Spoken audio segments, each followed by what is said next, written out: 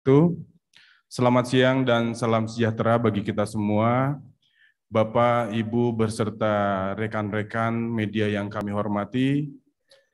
Kami mengucapkan terima kasih atas kehadiran Bapak dan Ibu dan rekan-rekan semua dalam acara Jumpa Pers yang dilaksanakan secara daring maupun luring guna menyampaikan perkembangan terkini terkait kondisi Emeril Khan Mumtaz atau yang biasa dipanggil dengan Kang Eril yang merupakan putra Bapak Ridwan Kamil, Gubernur Jawa Barat.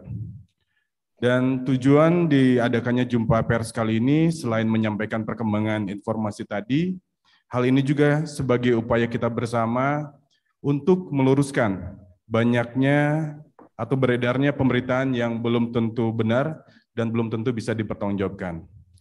Untuk itu, bersama kita telah hadir secara virtual Duta Besar Indonesia untuk Swiss yang terhormat Bapak Mulyaman Hadad. Selamat malam Bapak. Selamat pagi Pak ya, mohon izin. Pak Mulyaman Hadad ini didampingi oleh Ibu Novia, yaitu sebagai koordinator fungsi politik. Selamat pagi Pak, Ibu, dan juga Bapak Umbara sebagai koordinator fungsi protokol dan konsuler dari KBRI Swiss. Dan pada kesempatan ini pula telah hadir secara langsung di gedung Pakuan perwakilan keluarga Gubernur Jawa Barat yang merupakan adik kandung dari Bapak Ridwan Kamil, yaitu Bapak LP Nazmuzaman. Hatur nuhun Kang. Untuk kesempatan pertama, kami mempersilakan kepada yang terhormat Duta Besar Indonesia untuk Swiss, Bapak Mulyaman Hadad, untuk menyampaikan bagaimana situasi dan perkembangan terkini proses pencarian Ananda Eril di Kota Bern, Swiss, dan upaya apa saja yang sudah dan akan dilakukan, atau bagaimana prosedur dan sebagainya. Untuk itu, kepada Bapak Mulyaman Hadad kami persilakan. Terima kasih banyak. Bismillahirrahmanirrahim. Assalamualaikum warahmatullahi wabarakatuh. Selamat pagi, selamat siang, salam sejahtera bagi kita semuanya. Pertama-tama saya ingin mengucapkan terima kasih banyak atas waktu dan kehadiran teman-teman media, keluarga, kemudian juga pihak pemerintah daerah pada siang hari ini. Mudah-mudahan apa yang akan kita sampaikan pada siang hari ini bisa memberikan gambaran apa yang sudah dilakukan dan apa yang akan dilakukan. Saya ingin mengucapkan terima kasih pada siang hari ini hadir juga pihak keluarga Bapak LP Nazmuzaman yang mewakili keluarga dan tentu saja pemerintah daerah Jawa Barat yang memfasilitasi pertemuan ini. Mudah-mudahan sekali lagi seperti juga dengan harapan saya atau harapan kita semua ada gambaran yang semakin baik dari peristiwa yang terjadi 2 hari yang lalu. Bapak Ibu sekalian, rekan-rekan media yang saya hormati, apresiasi juga tentu saja ditujukan kepada rekan-rekan media yang memiliki perhatian yang sangat besar serta intens ya dari peristiwa ini. Tentu saja tetap saja kami mengharapkan doa kita bersama agar kemudian pencarian yang sedang kita lakukan berhasil baik, dan tentu saja tidak hanya kami yang memberikan apresiasi kepada teman-teman media, tetapi juga keluarga dari Eril tentu saja juga mengucapkan hal yang sama. Sekali lagi, tentu saja kita tidak boleh putus untuk berikhtiar. Mudah-mudahan ikhtiar kita ini menghasilkan hasil yang baik. Bapak Ibu sekalian, rekan-rekan media yang saya hormati, pada kesempatan siang hari ini saya ingin menyampaikan sedikit gambaran mengenai kejadian, kemudian apa yang sudah dilakukan dan apa yang akan dilakukan. Semua ini tentu saja juga kami peroleh informasinya dari berbagai sumber, termasuk koordinasi kami dengan pihak-pihak terkait di Swiss ini. Pertama, pada hari Kamis, tanggal 26 Mei 2022, pada sekitar pukul 11.24 waktu Swiss, KBRI Bern melalui saya menerima laporan hilangnya seorang warga negara Indonesia bernama Emeril Khan Mumtaz saat berenang di Sungai Are di Bern. Emeril Khan Mumtaz ini berusia sekitar 23 tahun. Kejadian diperkirakan terjadi pada sekitar pukul 9.40 waktu Swiss. Jadi selisih waktu Swiss dengan Indonesia itu 5 jam. Jadi sekitar jam 14.40 waktu Indonesia Barat.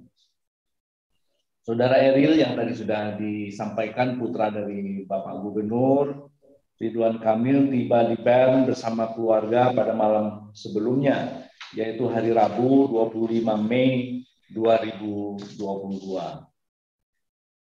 Setelah mendapatkan kabar ini, KBRI Bern langsung bergerak menuju lokasi pelaporan, yakni di Freibad Marzili, yaitu satu tempat yang memang banyak orang berkumpul di sana, dan langsung bertemu dengan keluarga beliau pada sekitar pukul 12 siang waktu Swiss. Segera setelah ketibaan dan menerima informasi yang cukup dari keluarga, staf kami dari KBRI Bern langsung melakukan koordinasi dengan beberapa pihak untuk melacak kemungkinan keberadaan saudara Eril, yakni pihak kepolisian, UGD di berbagai rumah sakit, serta hotel tempat menginap di tengah kota Bern. Pada saat KBRI berkoordinasi dengan polisi, mereka telah melakukan tindakan pencarian darurat sepanjang rute renang dan area sekitarnya sekitar pukul 10 pagi waktu Swiss. Berdasarkan laporan dari pengunjung area sungai, pihak kepolisian menyampaikan bahwa mereka telah membentuk tim SAR yang langsung menyisir seluruh area potensial di sepanjang Sungai Are. Tim SAR yang berjumlah sekitar 20 orang terdiri dari unsur polisi sungai, polisi medis, dan pemadam kebakaran. Jadi memang ada khusus polisi sungai, karena memang Sungai Are ini sungai yang sangat populer, terutama pada musim semi dan musim panas dan musim libur sekolah. Ya. Mereka banyak berkumpul di sepanjang sungai ini. Jadi setiap hari polisi sungai tentu saja bertugas di mengawasi sungai itu. Pada masa darurat, yaitu 15 menit sejak laporan diterima, tim SAR melakukan pemindaian menggunakan drone dengan sensor yang mendeteksi panas tubuh. Jadi drone digunakan untuk mendeteksi panas tubuh. Pada saat itu suhu air di Sungai Are diperkirakan sekitar 16 derajat Celcius. 16 derajat Celcius dengan arus yang cukup kuat. Setelah 15 menit, metode pencarian dilanjutkan menggunakan perahu ya, dan kendaraan untuk menyisir area darat tepian sungai. Selama proses pencarian oleh tim SAR, tim KBRI mendampingi keluarga yang ada di sana, menyusuri tepian Sungai Are atau Sungai Are menuju ke arah lokasi awal dimulainya renang dengan harapan dapat menemukan tanda-tanda atau petunjuk yang dapat membantu proses pencarian. Hingga Kamis sore, proses pencarian dilakukan oleh tim SAR belum memperoleh hasil yang kita harapkan. Pada hari yang sama, saya juga sudah berbicara langsung dengan Kepala Protokol Swiss, Kementerian Luar Negeri Swiss, untuk mendorong pengerahan upaya pencarian yang optimal. Bapak-bapak dan ibu-ibu, rekan-rekan media yang saya hormati. Kemarin pada hari Jumat tanggal 27 Mei 2022, tim SAR kembali mengerahkan tenaga sekitar 20 personil untuk dari unsur polisi dan polisi medis. Cakupan area pencarian sekitar 17 km di sepanjang sungai, dimulai dari jembatan Tiefenau hingga ke pintu air Wollensee. Karena kita tahu sungai ini bermuara nanti di Wollensee, jadi seperti danau begitu.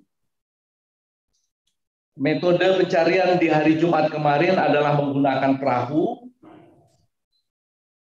dan tentu saja disesuaikan dengan situasi setempat. Karena pada dasarnya pendekatan ataupun peralatan yang dibawa tentu saja bisa berbagai model atau berbagai macam bentuk, tetapi tentu saja semua disesuaikan dengan situasinya. Penyusuran dimulai dari lokasi awal, kemudian menuju area hilangnya kontak, dan lanjut menyusuri sisi sungai sepanjang 7 km menuju arah hilir, yaitu pintu air Engehalde. Di akhir sesi pencarian pada hari kedua kemarin, saya juga mendampingi orang tua saudara Eril, Bapak Gubernur Ridwan Kamil, dan istri untuk menemui tim SAR kepolisian yang bertugas di lapangan. Tim SAR menegaskan bahwa upaya pencarian saudara Eril merupakan prioritas mereka saat ini. Mereka masih terus mengupayakan proses pencarian dengan menggunakan berbagai macam metode yang tersedia. Pihak kepolisian Swiss akan terus berkoordinasi hingga menjaga lifeline dengan KBRI terkait dengan update perkembangan terbaru dari proses pencarian ini. Jadi kita dalam koordinasi penuh dengan pihak kepolisian 24/7. Jika ada perkembangan, kemudian kita bisa tahu real time, ya, karena kepolisian membuka jalur real life dengan pihak KBRI mengenai hal ini. KBRI Bern juga terus melakukan koordinasi erat dengan Direktorat Perlindungan WNI Kementerian Luar Negeri Indonesia terkait dengan perkembangan situasi dan usaha pencarian saudara Eril, serta mendiskusikan upaya-upaya apa yang dapat dioptimalkan oleh pemerintah Indonesia dalam mendukung otoritas setempat di Swiss dalam melaksanakan proses pencarian. Bapak-bapak, ibu-ibu hadirin, rekan-rekan media yang saya cintai, hari ini Sabtu 28 Mei 2022, tim SAR masih akan melanjutkan upaya pencarian Eril. Metode pencarian pagi ini lebih intensif, yaitu dengan perahu atau boat search, juga menggunakan drone untuk menyisir tepian sungai Are dan melakukan penyelaman. Sekali lagi tentu saja penyelaman terutama disesuaikan dengan situasi. Sebab kalau airnya keruh karena bekas hujan misalnya, atau bekas salju, karena danau dan sungai Are ini airnya adalah datang dari salju yang meleleh. Sehingga kemudian relatif dingin suhunya. Dan biasanya salju yang meleleh itu ada kristal-kristal putih yang kadang-kadang membuat warna air itu menjadi agak keruh sehingga kemudian menyulitkan penyelaman. Tapi pada dasarnya pihak otoritas memberikan ataupun menyiapkan berbagai macam metode yang available disesuaikan dengan situasi setempat dengan waktu yang tepat tentu saja di dalam setiap proses pencarian. Saya bertemu bersama dengan Pak Gubernur Ridwan Kamil dengan mereka kemarin. Mereka sangat profesional dan Bapak Gubernur Ridwan Kamil juga banyak memberikan pertanyaan-pertanyaan yang teknis, ya, dan kemudian diberikan gambaran mengenai topografi sungai, kekuatan arus sungai dan lain sebagainya, sehingga kemudian kita memperkirakan kira-kira possible spots di mana kira-kira bisa terjadi dan lain sebagainya. Tim SAR yang akan dikerahkan dalam pencarian hari ini terdiri dari unsur polisi medis, dan pemadam kebakaran yang mengoperasikan drone ini. Ini pemadam kebakaran memang all round, ya, tidak hanya dealing dengan kebakaran, tapi isu-isu emergency, termasuk menggunakan drone untuk pencarian ini. Bapak Ibu sekalian, rekan-rekan media yang saya hormati, lokasi pencarian adalah di area Walensea yang mencakup sepanjang 8 km wilayah Sungai Are. Pencarian akan dimulai sekitar pukul 8.30 pagi ini waktu Swiss, atau sekitar jam setengah 2 nanti waktu Indonesia Barat, hingga selesai, ya, hingga cuaca memungkinkan untuk dilakukan proses pencarian. Artinya disesuaikan dengan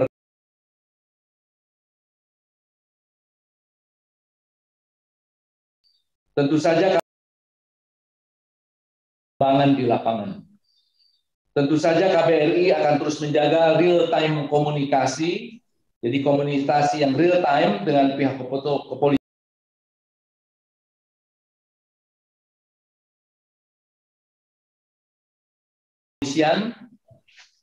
dan tim SAR untuk mendapatkan update informasi yang aktual setiap saat. Untuk itu, saya mengajak rekan-rekan sekalian mendoakan keberhasilan proses pencarian oleh tim SAR ini. Bapak Ibu sekalian, rekan-rekan media, saya kira demikian dulu dari saya.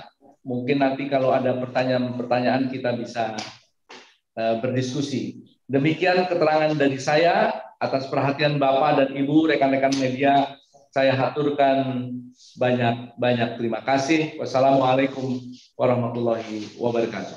Waalaikumsalam warahmatullahi wabarakatuh. Terima kasih kami ucapkan kepada Bapak Mulyaman Haddad, Duta Besar Indonesia untuk Swiss, atas penjelasan dan informasi yang disampaikan. Selanjutnya kami persilakan perwakilan dari keluarga yang kami hormati, Bapak LP Nazmuzzaman, untuk menyampaikan bagaimana kondisi terkini dari Bapak Gubernur beserta keluarga yang sedang berada di Kota Bern, Swiss.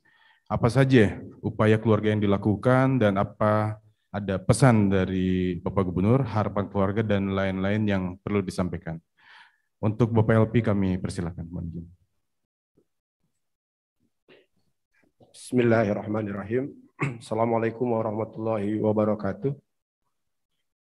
Alhamdulillahirabbil alamin wa bihi nasta'inu ala umuri dunya waddin wassalatu wassalamu ala asyrafil anbiya'i wal mursalin. Asyhadu an la ilaha illallah, asyhadu anna Muhammadan abduhu wa rasuluhu la nabiyya ba'dah.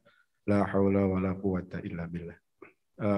Pertama-tama terima kasih rekan media yang telah hadir di sini. Pada kesempatan ini, sebelum saya menyampaikan terkait hal pencarian Ananda Eril, ponakan kami yang tercinta, izinkan kami atas nama Pak Ridwan Kamil, Gubernur Jawa Barat, juga mewakili warga Jawa Barat, juga menyampaikan rasa duka cita yang mendalam atas wafatnya Ayahanda Kiai Haji Syafi'i Ma'arif, atau biasa dipanggil Buya Syafi'i, karena beliau ini wafatnya merupakan kehilangan untuk keluarganya, untuk juga warga Persyarikatan Muhammadiyah, karena beliau adalah salah satu mantan ketua umum, dan juga kehilangan bagi kita sebagai warga Indonesia karena beliau posisinya sangat terhormat sebagai bapak bangsa. Kebetulan Pak Gubernur, Pak Ridwan Kamil, punya kedekatan khusus, tapi dalam situasi ini belum bisa hadir secara fisik bertakziah ke keluarga, sehubungan dengan kondisi keluarga kami juga sedang menghadapi musibah dan posisinya jauh. Yang kedua, kami juga ingin mengucapkan terima kasih yang sebesar-besarnya kepada warga Jawa Barat yang telah memberikan dukungan moral, doa, support, dan lain-lain. Ini membantu membesarkan kami sekeluarga, gitu. Dan juga kami tidak lupa, ini sangat dibantu oleh Pak Dubes, Pak Mulyaman Hadad, terima kasih Pak. Dibantu oleh Pak Duta Besar dengan jajarannya selama situasi keluarga ketika mendapatkan musibah belum bersama Pak Gubernur, karena Pak Gubernur posisinya sedang di Inggris, sedang bertugas, sementara pihak keluarga di Swiss dalam rangka mencari sekolah dan kesempatan beasiswa S2 untuk Eril. Jadi posisinya keluarga yang di Swiss saat kejadian terpisah dari Pak Gubernur atau Pak Ridwan Kamil. Jadi kami sangat berterima kasih, kehadiran dari Pak Dubes dan jajarannya sangat-sangat membantu dan sangat kami apresiasi. Kami juga berterima kasih, ini mungkin bisa diwakili untuk disampaikan ke otoritas pemerintahan Kota Bern maupun Swiss yang telah berupaya membantu segala effort dan usaha metode pencarian yang memungkinkan dengan situasi yang ada di lokasi. Terakhir, tak lupa kami juga sangat berterima kasih kepada warga, relasi, keluarga yang memberi ruang privasi kepada keluarga Pak Gubernur yang ada di Swiss dengan tidak bertanya langsung terkait update dan lain-lain, karena keluarga di Swiss butuh ruang untuk mencerna, memahami situasi, berkoordinasi dengan baik dengan kedutaan, dengan pihak aparat, sehingga kami sangat mengapresiasi ruang tersebut tidak diintervensi oleh pertanyaan terkait update langsung ke keluarga yang ada di Swiss, cukup kepada kami yang mewakili ada di sini. Terkait informasi kondisi keluarga, mungkin ada beberapa hal yang perlu kami sampaikan. Jadi saat ini memasuki hari ketiga, jadi hari pertama pada saat kejadian Pak Gubernur memang posisinya sedang berdinas di Inggris, baru bisa bergabung dengan keluarga setelah mendapatkan berita di sore hari waktu Indonesia, kurang lebih sekitar jam 3, jam 4 waktu Indonesia bagian Barat. Keluarga yang di Indonesia dikabari, Pak Gubernur yang sedang bertugas di Inggris dikabari, posisinya memang masih terpisah. Dan pada saat Pak Gubernur diberi informasi, posisinya masih sedang bertugas menyampaikan lecture dan diskusi di salah satu kampus di Inggris. Segera setelah mendapatkan informasi, beliau menyelesaikan tugasnya dalam lawatan kedinasan dan berangkat ke Swiss untuk bergabung bersama keluarga. Tiba malam hari, disambut oleh Pak Dubes, dan baru bisa mulai melakukan pencarian dan memahami situasi di lokasi di hari kedua pagi hari. Alhamdulillah kami berkomunikasi intens langsung dengan keluarga dan kedutaan. Beliau sekeluarga terpantau sehat, begitu, tabah dan sabar menjalani ujian dan musibah ini. Di tengah keprihatinan, beliau juga menyampaikan ucapan salam kepada Bapak Ibu rekan media semua, begitu. Mohon maaf belum bisa menyapa langsung dan meminta saya yang mewakili sementara ini. Apa yang dilakukan oleh keluarga? Jadi di hari pertama berdasarkan informasi yang kami terima, pihak keluarga mohon maaf saya sedikit perlu waktu mengatur nafas dan kata-kata.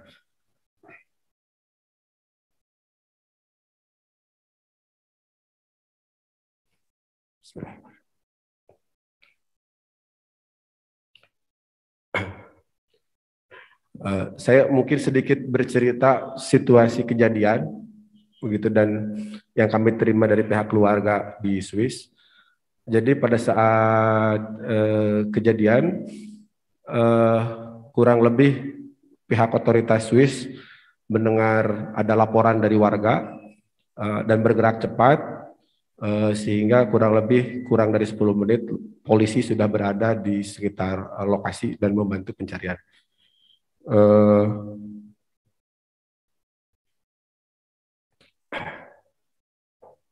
Kalau boleh izin Pak Moderator langsung tanya jawab saja, nanti saya sampaikan dalam tanya jawab. Terima kasih banyak. Baik, terima kasih Kang LP atas penyampaiannya. Bapak Ibu dan rekan-rekan media, selanjutnya kami buka sesi tanya jawab dan kami harapkan pertanyaan ini tidak melebar, gitu ya. Karena ini merupakan virtual, jadi nanti kami akan membuka kesempatan buat teman-teman yang hadir secara langsung di Gedung Pakuan dan juga nanti ada pertanyaan-pertanyaan yang dititipkan atau di teman-teman sampaikan pada kolom chat di Zoom meeting seperti itu. Untuk pertemuan pertama, mohon izin karena memang dari pertanyaannya ini banyak pertanyaan yang sama, kami tidak akan membacakan semuanya. Ini yang pertama. Ini Kang Nugi dari Kompas TV Jabar ingin bertanya kira-kira, mohon izin.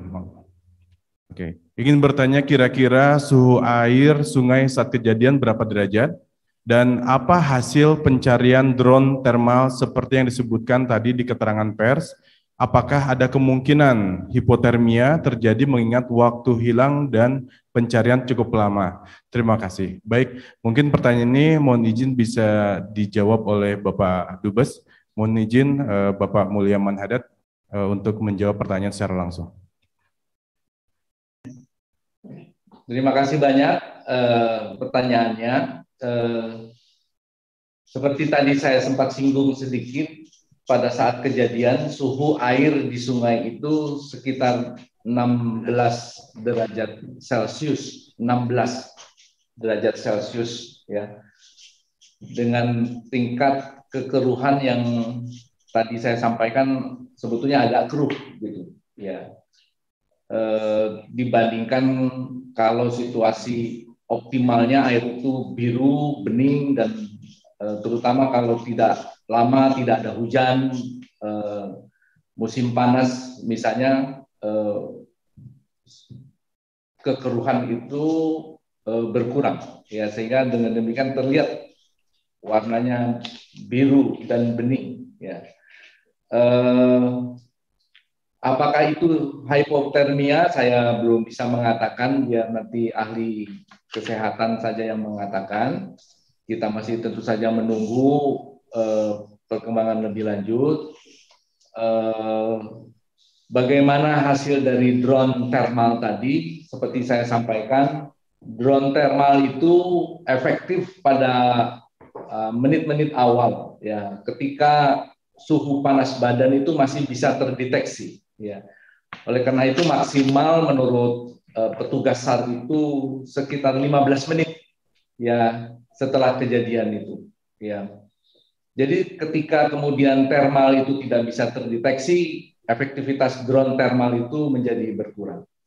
Nah, drone yang akan digunakan pada hari ini itu drone yang berbeda, ya, terus drone yang kemudian dia akan terbang rendah sepanjang arus sungai dengan teknologi tertentu. Dia bermanuver, kemudian melihat jengkal demi jengkal dari perkembangan atau dari topografi sungai itu. Dan ini yang kita juga akan dengar nanti laporannya, apakah drone itu akan dilakukan juga pada kesempatan berikutnya, tapi hari ini pemantauan melalui drone itu akan terus dilakukan.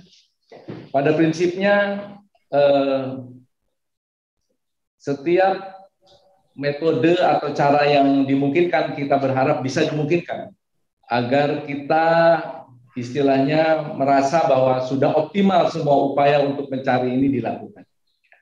Saya kira demikian, Pak Moderator.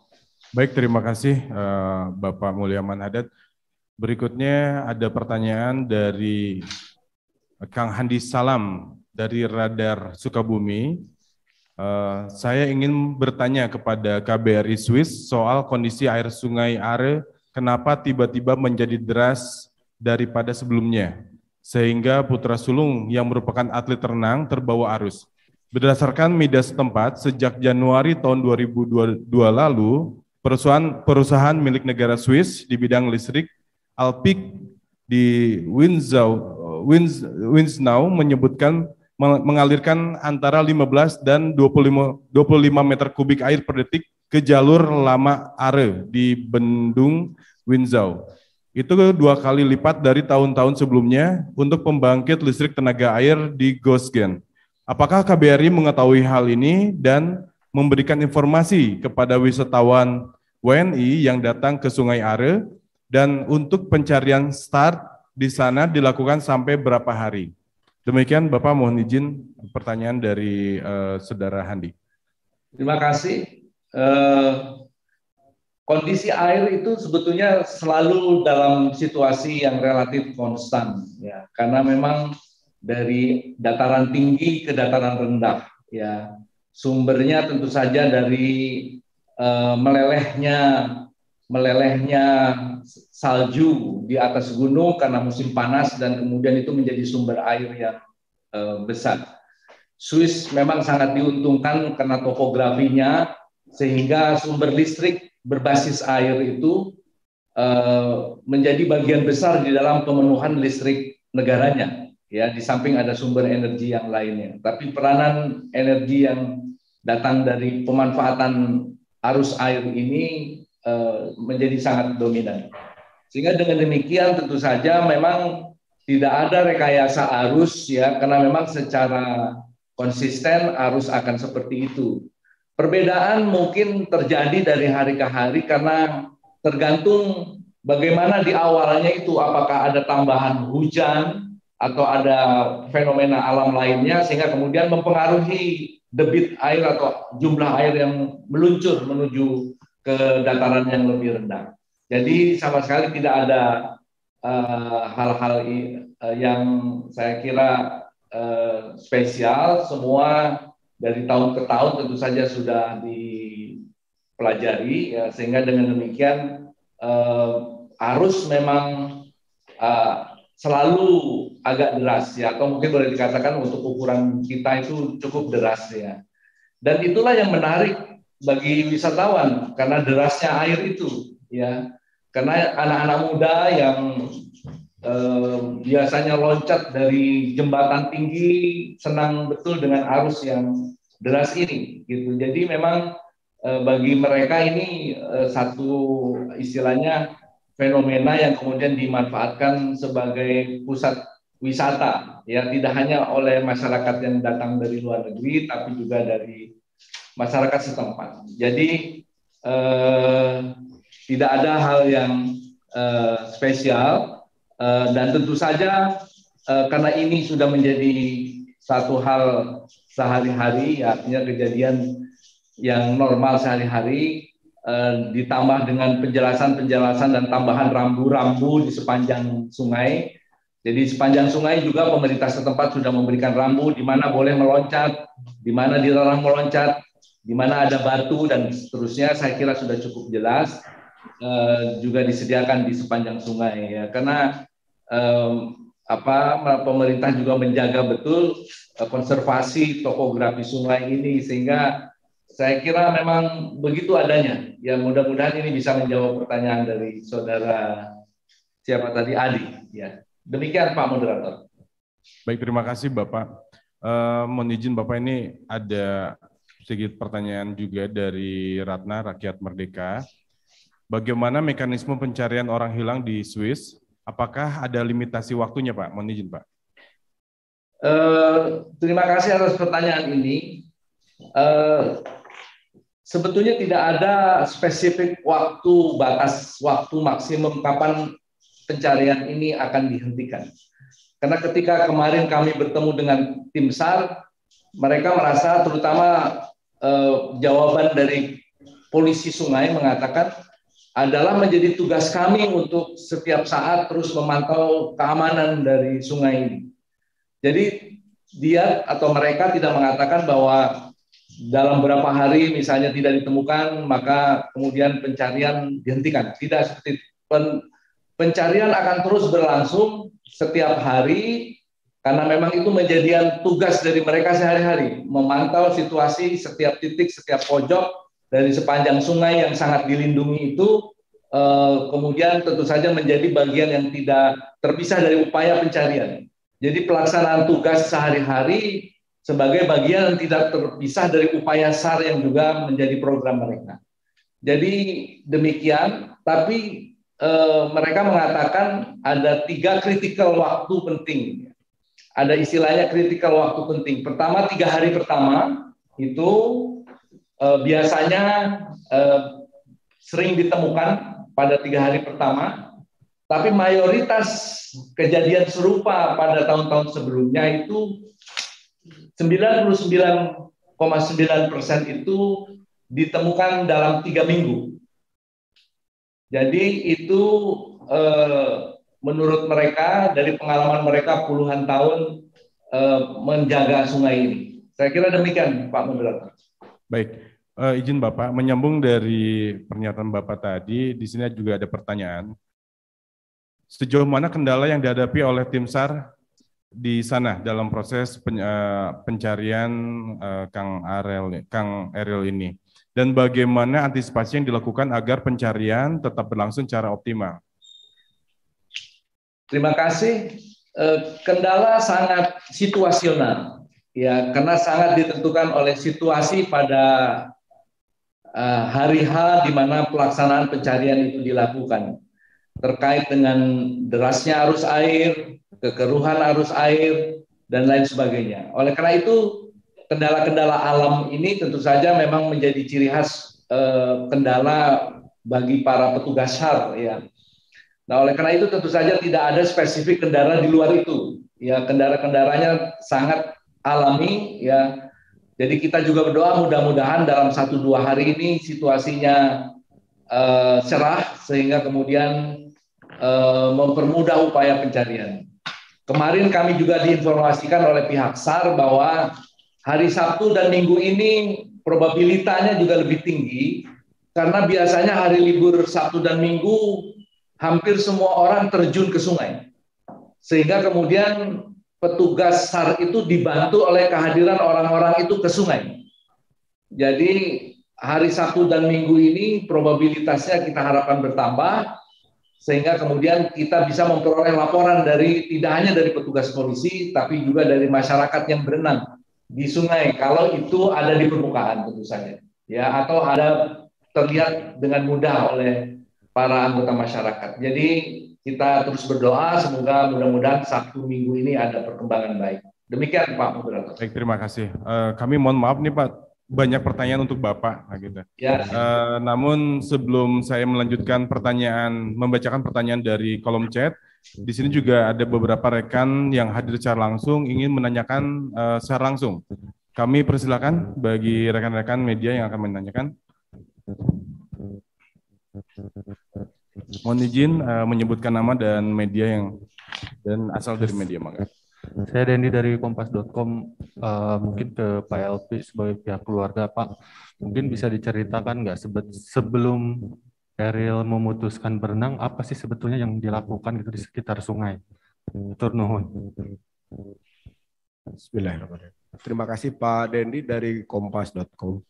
Jadi perlu kami sampaikan sebagai pamannya, sejauh yang kami ketahui memang rasa khawatir kami besar ini karena Ariel dalam pandangan kami adalah ponakan yang teladan untuk sepupu-sepupunya, penuh tanggung jawab, kemudian juga ramah begitu, dan dia juga aktif dalam kegiatan sosial, memiliki kepedulian, sehingga kami tentu perasaannya sekarang relatif cemas dan khawatir. Walaupun demikian kami paham bahwa apapun yang Allah tetapkan, pilihan kita hanya bisa bersabar atau bersyukur.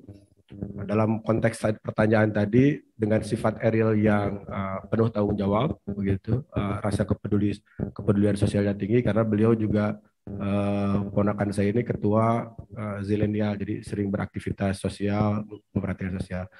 Berdasarkan keterangan dari pihak keluarga famili yang di sana, jadi sebelum melakukan kegiatan berenang, ini Ariel memastikan titik mana yang paling aman, begitu. Karena kalau Bapak Ibu semua melihat fotonya, itu kan tempting ya, membuat orang ingin terjun karena warnanya jernih, lebar, begitu. Nah ini beberapa titik diperhatikan, titik mana bahkan titik jembatan langsung dicoret oleh Ariel, karena kalau lihat yang lain pengennya loncat di jembatan begitu.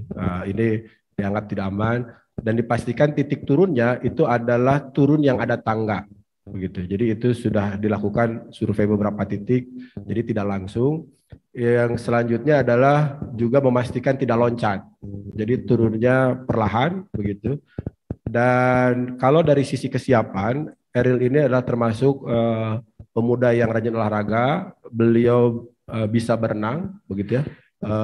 Kemudian beliau juga punya sertifikat diving, jadi punya kemampuan untuk menilai dan mengukur arus, sehingga tadi hal-hal yang tadi diperhatikan sebelum dilakukan. Jadi berdasarkan informasi keluarga, beliau memastikan siapa yang layak turun dan tidak turun. Jadi Ariel mengatur hanya yang boleh turun itu hanya maksimum 3 orang karena beliau melihat kesiapan begitu. Nah, kami yakin ini rasa tanggung jawab beliau sebagai insting ponakan kami yang teladan. Beliau kelihatannya mengambil posisi paling belakang karena ingin memastikan semua pada posisi yang safety begitu. Nah ini bisa jadi kalau dari cerita keluarga kita memahami karena beliau ingin menjaga safety yang lain sementara sungainya berarus. Jadi pasti mohon maaf saya izin karena saya juga biasa diving. Kalau berenang ngelihat arus itu harusnya mengikuti arus diagonal. Tapi kalau kita ada buddy, ada kawan, kita pasti menjaga agar selalu ada teman kita selalu terlihat posisinya. Sehingga pasti ada sedikit effort tambahan menjaga jarak dengan orang yang kita ingin pastikan safety, dengan kemudian kekuatan arus yang mendorong ke arah lain. Nah ini karena informasi keluarga, Ariel memastikan yang lain bisa sampai ke daratan begitu. Nah kelihatannya setelah itu mungkin ada situasi arus yang tidak bisa dikendalikan. Jadi poinnya adalah secara fisik mental siap, secara lokasi sudah dipastikan safety, tapi mungkin ada sesuatu hal yang di luar ukuran manusia. Berdasarkan informasi yang kami terima dari pihak keluarga, kebetulan di hari itu debit air relatif lebih tinggi dibanding hari-hari sekarang. Begitu. Itu yang mungkin ada situasi yang qadarullah begitu ya, di luar jangkauan ukuran manusia yang bisa diantisipasi. Mungkin itu bisa menjawab pertanyaan dari Pak Dendi kompas.com. Terima kasih. Baik, terima kasih. Mungkin juga teman-teman lain di sini ada yang mau bertanya, tapi kita tahan dulu, disiapkan dulu pertanyaannya. Kita bacakan kembali pertanyaan dari kolom chat di Zoom ini. Ini ada pertanyaan yang hampir sama dari Irianda Kompas TV dan juga Sulistiowati dari Ayo Indonesia gitu ya. yang menanyakan tentang kejadian wisatawan yang hanyut saat berenang di Sungai Are, Swiss. Ini bukan untuk pertama kalinya. Apakah KBRI mempunyai data atau informasi kira-kira sudah berapa kali kejadian korban tenggelam di sana gitu ya? Terus kebijakan apa yang telah dibuat pemerintah untuk mengantisipasi berulangnya peristiwa yang sama? Mohon izin Bapak Mulyaman Hadad untuk bisa menjawabnya. Terima kasih Pak. Terima kasih Pak Moderator. Ini juga penting kemarin kita tanyakan kepada pihak polisi dan SAR. Dari mereka kami memperoleh informasi setiap tahun kejadian serupa begitu kira-kira terjadi 15 sampai 20 kasus setiap tahun. Ya, jadi kenapa cukup banyak? Karena memang seperti tadi saya sampaikan ini tempat di mana orang berenang ya. Jadi kasusnya 15 sampai 20 kasus tahun ya. Apakah ada warning seperti yang saya saksikan, warning selain warning di lokasi ya dengan rambu, tanda dan lain sebagainya, setiap saat kita juga bisa mengecek website dari pemerintah lokal, pengelola sungai yang juga sering diacu oleh masyarakat. Ya. Bagaimana berapa suhu air hari ini itu kita tidak perlu datang ke sungai untuk mengecek karena kemudian pihak pemerintah sudah menyampaikan data dan informasi yang lengkap termasuk perkiraan arus derasnya rata-rata tergantung juga tapi rata-rata 180 sampai 230 meter kubik per detik ya itu selalu disampaikan. Jadi saya melihat sudah cukup banyak informasi yang bisa dimanfaatkan oleh masyarakat dan karena ini menjadi kebiasaan setempat biasanya masyarakat langsung mengacu pada sumber-sumber informasi seperti itu kalau kemudian mau berenang ya. Karena tidak hanya orang dewasa, anak-anak sekolah, ya bahkan anak-anak balita, bahkan ada yang berenang bersama hewan piaraannya, ya dan lain sebagainya. Jadi semua tentu saja terjadi itu dan menurut saya informasinya sudah cukup. Ya. Demikian Pak Moderator. Baik. Ini di sini ada teman-teman yang ingin bertanya secara langsung. Kita batasi, mungkin ini pertanyaan terakhir ya, mohon izin. Dan juga kami mohon maaf tidak bisa membacakan pertanyaan melalui kolom chat secara satu persatu karena banyak pertanyaan yang mirip dan mudah-mudahan jawaban dari Pak Dubes itu sudah mencakup untuk semua pertanyaan. Mangga untuk rekan wartawan yang hadir secara langsung untuk menyampaikan pertanyaannya.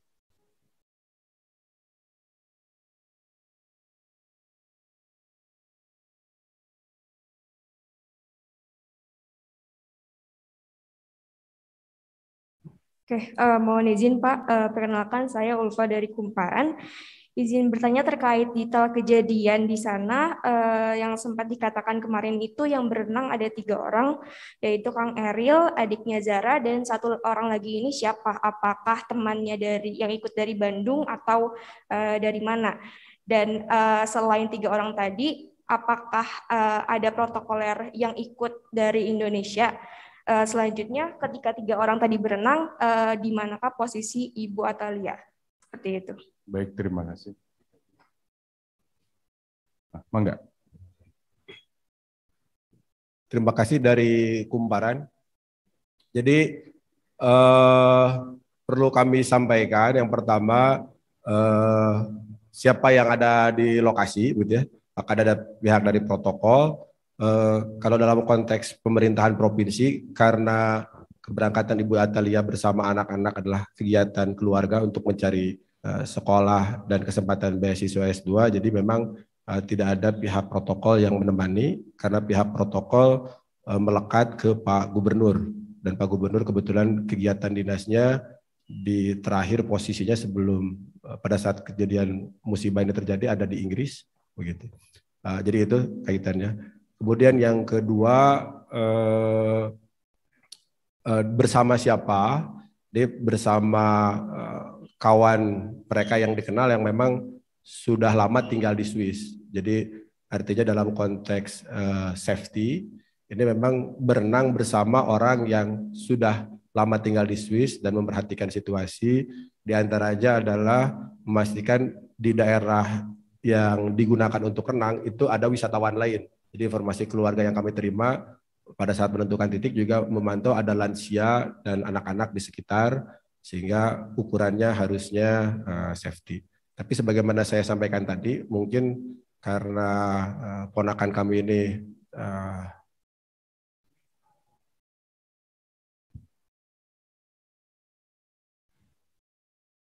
mohon maaf,